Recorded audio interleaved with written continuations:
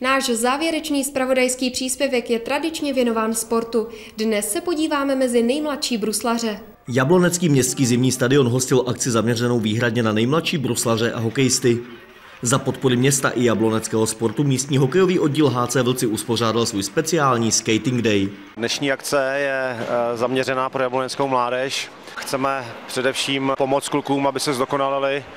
Je to trošku akce nad rámec tréninkových jednotek, kterých je tady dostatečné množství, ale je to takové oživení a hlavně zaměření na detaily bruslení. Dnešní celá jednotka bude bez kotoučů, bude pouze zaměřená na rozvoj bruslařských schopností a chceme hlavně těm klukům pomoct v zdokonalení se v technice bruslení. My jdeme touhle cestou, že jsme řekli, že chceme dostat tyhle malé děti od těch paneláků, od těch notebooků a těchto všech věcí, protože se snažíme dělat nějaké akce a jedna z těch akcí, co tady vidíte, za spolupráce s městem, sportem SRO, tady jsme udělali kemp, měli jsme velký nábuch, můžeme maximálně tady těch 50 až 60 dětí, měli jsme zájem o 80 až 90, mohli jsme to trošku zmenšit, protože nedá se více pracovat s těma dětma, kde se začínají tady učit tady nějaký ty základy toho bruslení, ale hlavní cíl, který tohodle je, aby jsme dostali ty děti od těch paneláků a od těch notebooků a těch počítačů. A touhle cestou chceme i dál,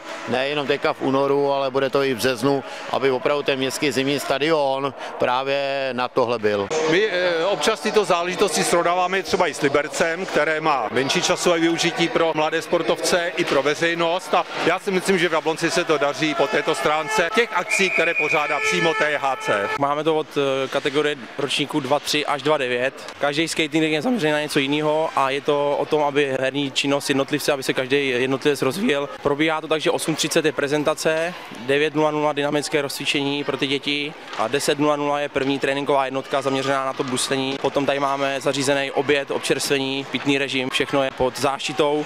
A druhý trénink probíhá 12:30 až 2 hodiny a ten je zase zaměřený na stanoviční cvičení a jak jsem řekl, herní činnost jednotlivce a tam se každý hráč zdokonaluje. Zájem nás překvapil. Museli jsme vydat taky stop stav, protože těch přihlášených bylo hodně a ledová plocha pojme určitý počet dětí a nechtěli jsme na úkor kvality vzít těch hráčů moc, aby jsme se mohli věnovat opravdu těm jednotlivým detailům a zastavovat kluky, opravovat je, opravdu rozvinout ty nejjemnější detaily bruslení. Organizátoři akce apelují na fakt, že hokejové bruslení je základní a zároveň nejobtížnější činností dobrého hokejisty.